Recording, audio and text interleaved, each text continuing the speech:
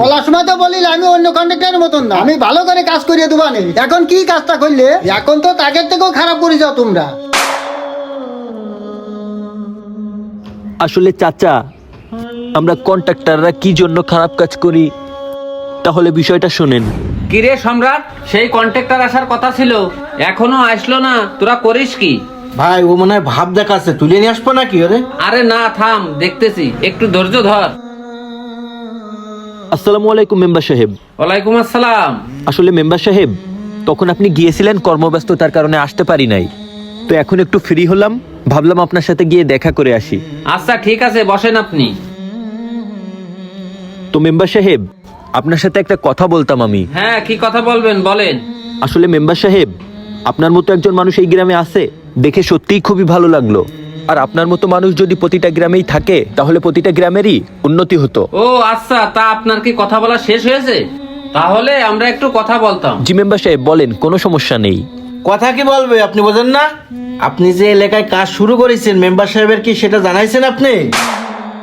বুঝলাম না তো ভাই, আমি একজন কন্ট্রাক্টর, আমার লাইসেন্স আছে, সরকারি ল অনুযায়ী এলজিডি থেকে আমাকে কাজ দিয়েছে, আমি সেই অনুযায়ী কাজ করতেছি। এই বিষয়ে আমি মেম্বার সাহেবকে কি বলবো? এই আপনি বোঝেন না নাকি? আপনি কি নতুন ঠিকাদার নাকি? এলাকায় কাজ করতে গেলে মেম্বারদের লাগে, এটা আপনার জানা নাই নাকি? আপনি যে আমাদের এলাকায় কাজ শুরু করেছেন সব টাকা কি আপনি একাই খাবেন?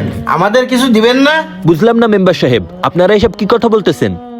এইটা সরকারি কাজ, সরকার থেকে অনুমোদন দেশে বিধায় আমি এখানে কাজ করতেছি। এইখানে আমি আপনাদের কিসের টাকা দেব? এটা তো রাস্তার কাজ, আর রাস্তার কাজে মেম্বারদেরকে কেন টাকা দিতে হবে এটা তো আমি বুঝলাম না। আপনাকে আমি কোনো টাকা পয়সা দিতে পারবো না, আমি জনগণের জন্য কাজ করতেছি, আমি তাদের জন্যই কাজ করব, আমি আপনাকে কেন টাকা দিতে যাব? শোনেন, আপনি কত কোটি টাকার কাজ পাইছেন সেটা আমার জানা আছে। আপনি এই জায়গায় কাজ কিভাবে করেন আমি সেটা দেখব। 24 ঘন্টার ভিতরে আপনার লোকজন সহ যন্ত্রপাতি এসকোমিটার যা আছে সব হাওয়া হয়ে যাবে, বুঝতে পেরেছেন? শোনেন কন্ট্রাক্টর সাহেব, মেম্বার সাহেব যেটা বলেছে একটু মাথায় রাখেন, না হলে কিন্তু আপনি বিপদে পড়ে যাবেন।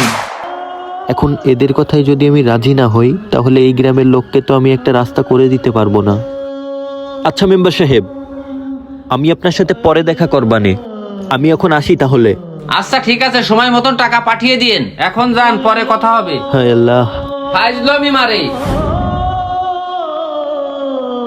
আসলে চাচা, আমাদের সমাজে অনেক মানুষ আছে যাদের কাছে ক্ষমতা থাকা সত্ত্বেও তারা সেই ক্ষমতার অপব্যবহার করে।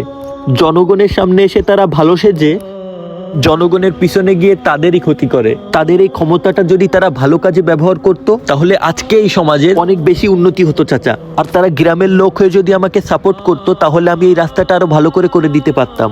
এই কাজের জন্য কাকা আমাদেরকে দেওয়া লাগতেছে বিভিন্ন জায়গায় ট্যাক্স, গ্রামের লোকে